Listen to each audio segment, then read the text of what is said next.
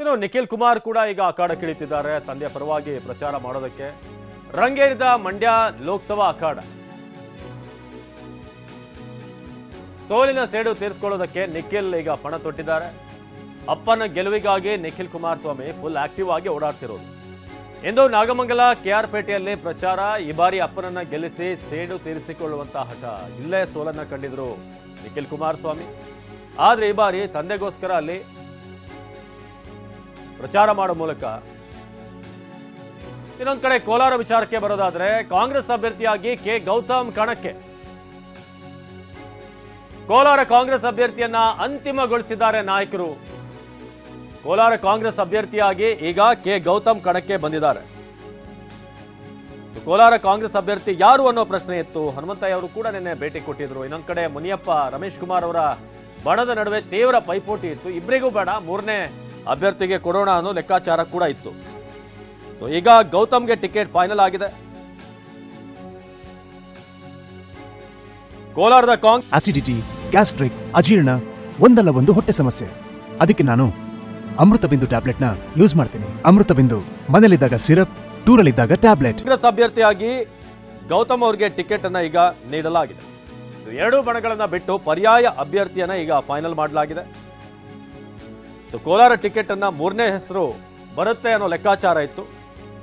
ಈಗ ಕಾಂಗ್ರೆಸ್ ಹೈಕಮಾಂಡ್ ಅಳೆದು ತೂಗಿ ಮಾಜಿ ಮೇಯರ್ ವಿಜಯ್ ಕುಮಾರ್ ಅವರ ಪುತ್ರ ಗೌತಮ್ ಹೆಸರು ಈಗ ಫೈನಲ್ ಆಗಿದೆ. ಕೋಲಾರ ಲೋಕಸಭಾ ಕ್ಷೇತ್ರದ ಒಂದು ಟಿಕೆಟ್ ವಿಚಾರವಾಗಿ ಒಂದ್ ಕಡೆ ಚಿಕ್ಕಪೆದ್ದಣ್ಣಗೆ ಟಿಕೆಟ್ ಕೊಡಬೇಕು ಅಂತ ಮುನಿಯಪ್ಪ ಪಟ್ಟು ಹಿಡಿದಿದ್ರು. ಎಲ್ ಹನುಮಂತಯ್ಯ ಅವರಿಗೆ ಟಿಕೆಟ್ ಕೊಡಬೇಕು ಅಂತ ರಮೇಶ್ ಕುಮಾರ್ ಬಣ ಅಲ್ಲಿ ಪಟ್ಟು ಹಿಡಿದಿತ್ತು. ಆದರೆ ಬೇಡ, ಇಬ್ಬರಿಗೂ ಬೇಡ ಅಂತ ಹೇಳಿ ಈಗ ಫೈನಲಿ ಗೌತಮ್ ಅವರಿಗೆ ಫೈನಲ್ ಮಾಡಲಾಗಿದೆ. ನಮ್ಮ ದೆಹಲಿಯ ಪ್ರತಿನಿಧಿ ಹರೀಶ್ ಈ ಬಗ್ಗೆ ಹೆಚ್ಚಿನ ಮಾಹಿತಿಯನ್ನು ನೀಡ್ತಾರೆ. ಹರೀಶ್, ಒಂದು ಗಾದೆ ಇದೆ, ಇಬ್ಬರ ಜಗಳ ಮೂರನೇ ಅವರಿಗೆ ಲಾಭ ಅಂತ. ಮೇ ಬಿ ಕೋಲಾರ ಕ್ಷೇತ್ರಕ್ಕೆ ಇದು ಅನ್ವಯ ಆಗುತ್ತೆ ಈಗ ಹರೀಶ್? ಹೌದು ಅವಿನಾಶ್, ಚಿಕ್ಕಪೆದ್ದಣ್ಣ ಹಾಗೂ ಚಿಕ್ಕಪೆದ್ದಣ್ಣ ಕ್ಯಾಂಡಿಡೇಟ್ ಆಗಬಾರ್ದು ಅನ್ನುವಂತಹ ನಿಟ್ಟಿನಲ್ಲಿ ಸಾಕಷ್ಟು ವಿರೋಧ ವ್ಯಕ್ತ ಆಗಿತ್ತು. ರಮೇಶ್ ಕುಮಾರ್ ಟೀಮ್ ಏನಿದೆ, ಸುಧಾಕರ್ ಅವರಾಗಿರ್ಬೋದು, ಕೊತ್ನೂರ್ ಮಂಜು, ಇವರೆಲ್ಲರೂ ಕೂಡ ದೆಹಲಿಯಲ್ಲಿ ಬಂದು ಭೇಟಿ ಮಾಡಿದ್ರು ಮಲ್ಲಿಕಾರ್ಜುನ್ ಖರ್ಗೆ ಅವ್ರನ್ನ. ಯಾವ್ದೇ ಕಾರಣಕ್ಕೂ ಮುನಿಯಪ್ಪ ಅವರ ಕುಟುಂಬಕ್ಕೆ ಈ ಬಾರಿ ಟಿಕೆಟ್ ಕೊಡಬಾರ್ದು, ನೀವು ಬೇರೆ ಯಾವುದೇ ಅಭ್ಯರ್ಥಿಗೆ ಟಿಕೆಟ್ ಕೊಟ್ಟರು ಕೂಡ ನಾವು ಗೆಲ್ಲಿಸ್ಕೊಂಡು ಬರ್ತೀವಿ ಅನ್ನುವಂತ ನಿಟ್ಟಿನಲ್ಲಿ. ಅದ್ರ ಜೊತೆಗೆ ಮುನಿಯಪ್ಪ ಅವರು ಕೂಡ ಸಾಕಷ್ಟು ಪ್ರಯತ್ನ ಮಾಡಿದ್ರು, ತಮ್ಮ ಅಳಿಯ ಚಿಕ್ಕಪೆದ್ದಣ್ಣ ಅವರಿಗೆ ಟಿಕೆಟ್ ಕೊಡಿಸ್ಬೇಕು ಅನ್ನುವಂತ ನಿಟ್ಟಿನಲ್ಲಿ ದೆಹಲಿಯಲ್ಲಿ ವರಿಷ್ಠರನ್ನ ಭೇಟಿ ಮಾಡಿದ್ರು, ಸಾಕಷ್ಟು ಸಭೆಗಳ ಮೇಲೆ ಸಭೆ ಮಾಡಿದ್ರು. ಅದು ಬೇರೆ ಹಂತಕ್ಕೂ ಕೂಡ ಹೋಗಿತ್ತು. ಕೋಲಾರದ ಇತರ ನಾಯಕರುಗಳು ಯಾವುದೇ ಕಾರಣಕ್ಕೂ ಮುನಿಯಪ್ಪ ಅವರ ಅಳಿಯಗೆ ಟಿಕೆಟ್ ಕೊಡಬಾರ್ದು, ಕೊಟ್ರೆ ನಾವು ರಾಜೀನಾಮೆ ಕೊಡ್ತೀವಿ ಅನ್ನುವಂತ ನಿಟ್ಟಿನಲ್ಲಿ ವಿಧಾನಸೌಧಕ್ಕೂ ತೆರಳಿ ರಾಜೀನಾಮೆ ಕೊಡ್ತೀವಿ ಅಂತ ಹೋಗಿ ಅದೊಂದು ಪ್ರಹಸನ ಕೂಡ ನಡೆದಿತ್ತು. ಇದಾದ ಬಳಿಕ ಸಿಎಂ ಹಾಗೂ ಡಿಸಿಎಂ ಇಬ್ರು ಕೂಡ ಚರ್ಚೆಯನ್ನ ಮಾಡಿ ಮತ್ತೆ ಹೈಕಮಾಂಡ್ಗೆ ಪಟ್ಟಿಯನ್ನ ರವಾನಿಸಿದ್ರು. ಇಲ್ಲಿ ಮುಖ್ಯವಾಗಿ ಏನಾಗುತ್ತೆ ಅಂತಂದ್ರೆ, ಈಗ ಕೋಲಾರದಲ್ಲಿ ಎರಡೂ ಬಣಗಳಲ್ಲಿ ಕಿತ್ತಾಟ ಏನಾಗಿತ್ತು, ಈ ಎರಡು ಬಣಗಳ ಕಿತ್ತಾಟದಿಂದ ಮೂರನವರಿಗೆ ಲಾಭ ಆಗಿದೆ ಅನ್ನುವಂಥದ್ದು ಈಗ ಗೊತ್ತಾಗ್ತಾ ಇರುವಂತಹದ್ದು. ಗೌತಮ್ ಇವರು ಬೆಂಗಳೂರು ನಗರದಲ್ಲಿ ಗುರುತಿಸಿಕೊಂಡಿರ್ತಕ್ಕಂತಹ ನಾಯಕರು, ಇವರು ಎಡಗೈ ಸಮುದಾಯದ ನಾಯಕರು. ಇವರೇ ಈಗ ಸೂಕ್ತವಾದ ಅಭ್ಯರ್ಥಿ ಅನ್ನುವಂತಹ ನಿಟ್ಟಿನಲ್ಲಿ ಈಗ ಹೈಕಮಾಂಡ್ ನಿರ್ಧಾರ ಮಾಡಿದೆ. ಕೇಂದ್ರ ಚುನಾವಣಾ ಸಮಿತಿಯಲ್ಲಿ ಈ ಒಂದು ನಿರ್ಧಾರವನ್ನ ಮಾಡಿ ಗೌತಮ್ ಅವ್ರನ್ನ ಈಗ ಕೋಲಾರ ಕ್ಷೇತ್ರಕ್ಕೆ ಈಗ ಅಭ್ಯರ್ಥಿಯನ್ನಾಗಿ ಆಯ್ಕೆ ಮಾಡಲಾಗಿದೆ. ಈಗ ಎರಡು ಬಣಗಳೀಗ ಕೆವಿ ಗೌತಮ್ ಅವರ ಪರವಾಗಿ ಈಗ ಕೆಲಸವನ್ನ ಮಾಡ್ಬೇಕಾಗತ್ತೆ.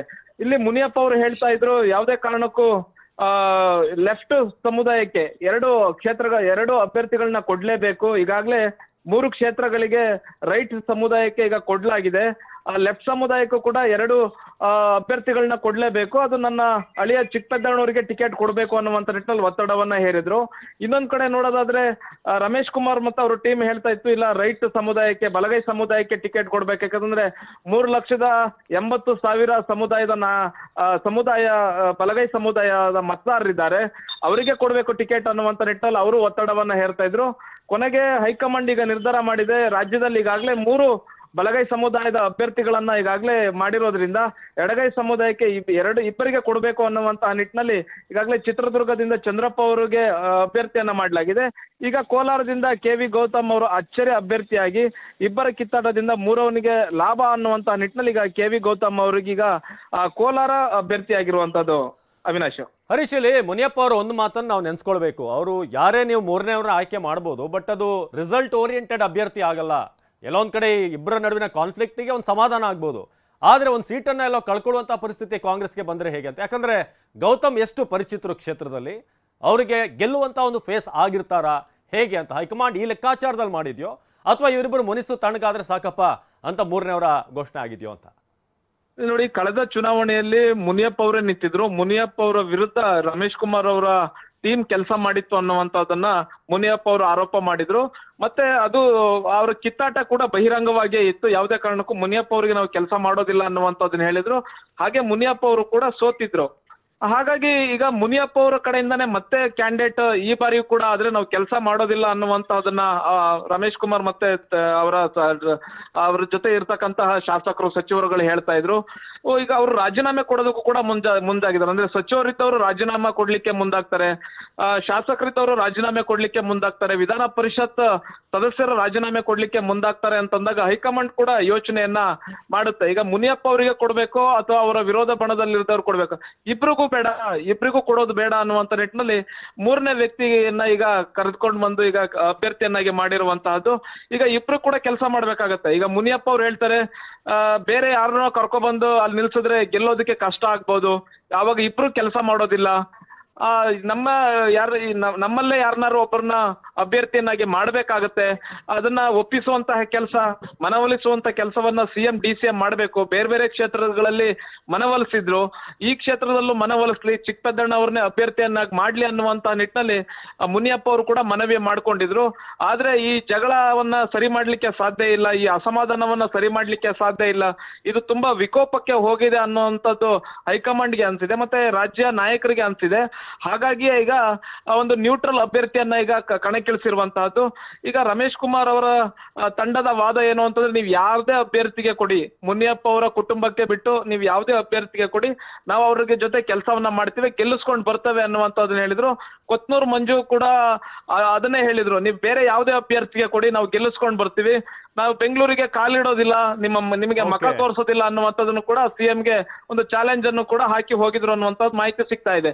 ಇಂತಹ ಸಂದರ್ಭದಲ್ಲಿ ಈಗ ಮೂರನೇ ವ್ಯಕ್ತಿಯನ್ನ ಈಗ ಕೋಲಾರ ಅಭ್ಯರ್ಥಿಯನ್ನಾಗಿ ಮಾಡಲಾಗಿರುವಂತಹದ್ದು. ನೋಡ್ಬೇಕಾಗುತ್ತೆ ಅವಿನಾಶ್ ಮುಂದೆ ಏನಾಗುತ್ತೆ ಅನ್ನುವಂಥದ್ದು. ಧನ್ಯವಾದ ಹರಿ.